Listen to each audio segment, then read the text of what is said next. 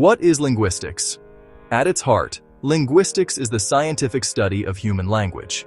It is a field dedicated to understanding the most fundamental tool we possess. It carefully investigates how we create sounds with our mouths, tongues, and vocal cords. It meticulously examines how we assemble these sounds into meaningful units. Words. Linguistics explores the rules we use to arrange words into sentences, creating complex thoughts and ideas. It delves into the nature of meaning, what words truly signify, how we interpret them. It observes how we use language in our daily lives in different social situations with different people. It is a quiet but deeply powerful discipline. Language is an essential, defining characteristic of our species. It is a universal human experience. Every known human society has possessed a complex language system in the past and in the present. From the moment a baby begins to babble, a journey of language acquisition begins. We use language to share our thoughts, our feelings, our knowledge. Language is the foundation of relationships, forming friendships, building families, creating communities. It's the backbone of professional life, collaborating, negotiating, innovating. Language preserves culture and transmits it to the next generation. This essay will take you on a gentle journey through linguistics. We begin by looking back at its origins from ancient philosophical ponderings to modern scientific study. We'll break down core components and define essential terms. We'll explore specialized branches of the field. We'll touch on influential thinkers. We'll consider where language came from, challenges today, and its future with advancing technology. Finally, we'll see how linguistics contributes to society. The goal: a clear, calm introduction. Language is often taken for granted, like the air we breathe. We seldom pause to consider its complexity or its profound impact. The formal study of language, which we now call linguistics, has a long and rich history. Its origins are not found in a single place or a single moment, but in a gradual awakening of human curiosity about speech itself. People have been thinking about the nature of words and grammar for millennia. Some of the earliest and most systematic linguistic analysis comes from ancient India. Over 2,000 years ago, the scholar Panini composed a detailed and sophisticated grammar of Sanskrit. His work was so precise and comprehensive that it described the language's structure with a level of detail that continues to impress modern linguists. He created a system of rules for word formation that was exceptionally thorough and logical. In the classical world, Greek philosophers pondered questions related to language. Plato, Aristotle. They debated the relationship between words and the things they represented.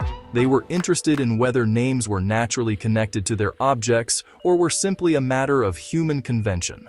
The Romans continued this tradition. They produced extensive works on grammar and rhetoric, primarily focusing on Latin. These early studies were often prescriptive. They aimed to establish rules for the correct or proper way to use a language, rather than simply describing how people actually used it. A significant shift occurred in the 19th century, often seen as the birth of modern historical linguistics. Scholars began to systematically compare different languages, noticing striking similarities between them. Sir William Jones observed that Sanskrit, Greek, Latin shared a common source. This led to the comparative method, reconstructing ancestral proto-languages by comparing descendants. That work produced language family trees, like the Indo-European family, showing how languages change over time. The 20th century brought another transformation as linguistics became an independent scientific discipline. Ferdinand de Saussure proposed a synchronic approach, studying language as a structured system at a single point in time. In America, Leonard Bloomfield championed objective, data-driven analysis of observable speech. Later, Noam Chomsky's work initiated the cognitive revolution. He argued that learning grammar is an innate part of the human mind. Linguistics then turned toward understanding mental processes underlying language, becoming central to cognitive science. To understand how linguists analyze language, it is helpful to know a few of their core concepts. These terms describe the different layers of language, from the smallest sounds to the broadest meanings and context. They provide a framework for dissecting and understanding this complex human ability. The first level is phonetics, which is the study of the physical properties of speech sounds. Phoneticians look at how we produce sounds using our vocal tract, lips, teeth, tongue, throat. They also study the acoustic properties of these sounds, analyzing the sound waves themselves. This is the most basic, physical level of language analysis. It is purely about the sounds as they are made and heard. Building on this is phonology, which studies how sounds are organized and patterned within a specific language. While phonetics might describe hundreds of possible human sounds, phonology asks which of these sounds are meaningful in a given language. It focuses on phonemes, which are the smallest units of sound that can distinguish one word from another. For example, in English, the sounds represented by the letters P, B are distinct phonemes. This is why the words pat and bat mean different things. In another language, this distinction might not be important. Phonology looks at the rules governing how these significant sounds can be combined. The next level up is morphology, which is the study of word formation. It looks at the internal structure of words and how they are built from smaller, meaningful parts, called morphemes. A morpheme is the smallest unit of meaning in a language. Some words, like cat run, consist of a single morpheme. Other words are more complex. For instance, the word unhappiness is made of 3 morphemes. Prefix un, meaning not, root happy, suffix ness, which turns an adjective into a noun. Morphology examines how these pieces can be put together to create new words and change their grammatical function. Finally, we have 3 levels that deal with meaning: syntax, semantics, pragmatics. Syntax is the study of how words are combined to form grammatically correct phrases and sentences. It is about the rules of sentence structure. The word order in English is very important. The dog chased the cat chased the dog. Syntax describes the principles that govern these arrangements. Semantics is the study of the literal meaning of words, phrases, sentences, independent of context. It asks what dog or chase means. Pragmatics, on the other hand, studies how context affects meaning. It explores how we understand language in real-world situations, including things like politeness, sarcasm, indirect requests. Linguistics is not a single monolithic field, but a diverse collection of subdisciplines, each with its own focus and methods. These branches often overlap, but they provide different windows into the nature of language. One of the most well-known is sociolinguistics, which studies the relationship between language and society. Sociolinguists investigate how language use varies among different groups of people. They look at factors like age, gender, social class, ethnicity, geographic region. This field explores dialects, accents, slang, and how people change their way of speaking in different social settings. It helps us understand how language reflects and shapes our social identities. Another major branch is psycholinguistics, which connects linguistics with psychology. It is concerned with the mental processes involved in language. Psycholinguists ask how we acquire language as children, a seemingly effortless but incredibly complex feat. They study how our brains process language in real time, allowing us to comprehend sentences as we hear them and produce speech fluently. This field also examines reading, writing, and the cognitive challenges associated with language disorders, linking abstract rules to concrete mental operations. Historical linguistics, as mentioned earlier, is the branch that studies language change over time. Its practitioners trace the evolution of languages, much like biologists trace the evolution of species. By comparing ancient texts and modern languages, they can reconstruct the history of words, sounds, grammatical structures. This allows them to build language family trees, showing how languages like Spanish, French, Italian all descended from a common ancestor, Latin. Historical linguistics provides deep insights into human migration, cultural contact, gradual transformation. It reveals the dynamic, ever-changing nature of human speech. In our modern world, several other branches have become increasingly prominent. Computational linguistics uses computer science to model and analyze language.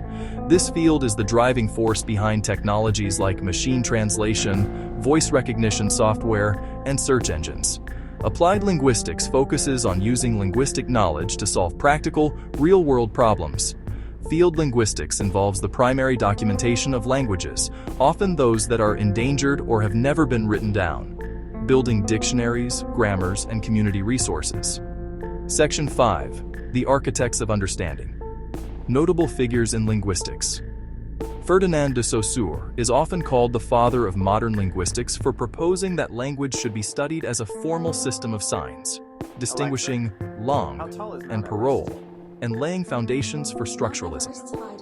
Noam Chomsky revolutionized the field with generative grammar, arguing an innate universal grammar and shifting linguistics toward explaining the human capacity for language. William Labov founded modern sociolinguistics, showing language variation is structured and socially patterned, and making everyday speech central to the discipline. Section 6. The Great Puzzles. Language Origins and Enduring Questions. Linguistics grapples with some of the most profound and challenging questions about the human condition. Perhaps the greatest mystery of all is the origin of language. How, when, and why did our ancestors first begin to speak? This is an incredibly difficult question to answer, because spoken language leaves no direct fossil evidence. We cannot dig up the first word or the first sentence. Researchers rely on indirect clues, vocal tracts and brains from fossils, symbolic artifacts, and converging evidence across fields. Competing theories include gestural origins, imitation of natural sounds, song-like emotional calls for bonding, and a genetic shift enabling syntax 50 to 100,000 years ago. The debate remains active and fascinating.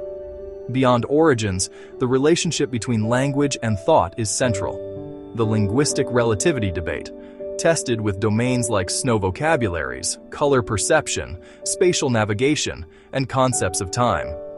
Another enduring puzzle is language acquisition. How do children learn so fast without formal instruction? By 4 or 5, most master sounds, words, and grammar. Scientists study what is innate versus learned from caregivers and environment, probing the human mind through language development. The rise of digital technology changes how we communicate.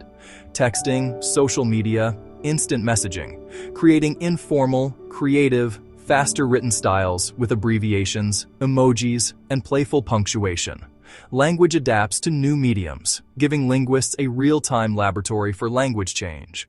Everyday language tech draws from phonetics, phonology, syntax, semantics, and morphology, powering voice interfaces, translation, spell check, and grammar check.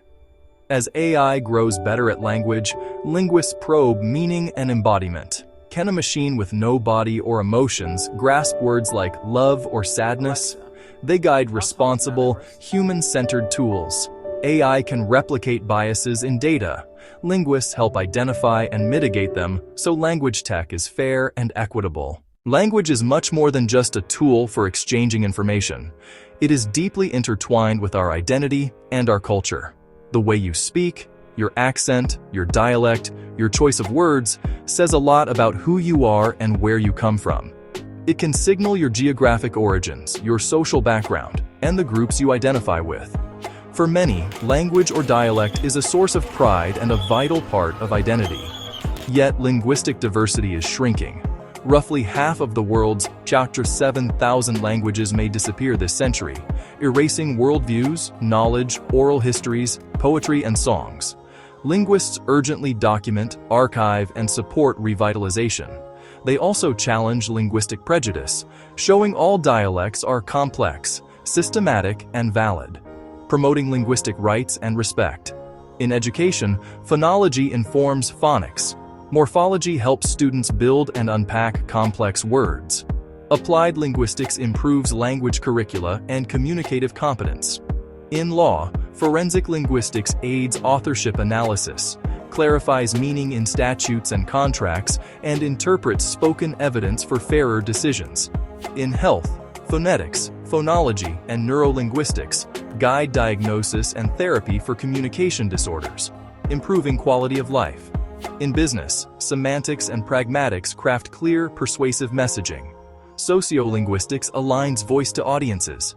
Cross-cultural pragmatics prevents costly misunderstandings. Linguistics is the hidden engine behind smoother daily interactions with language technology. In summary, linguistics offers us a unique and powerful lens through which to view one of the most essential aspects of our humanity, our capacity for language. It is the careful, systematic study of a skill we use so constantly that we often fail to notice its astonishing complexity.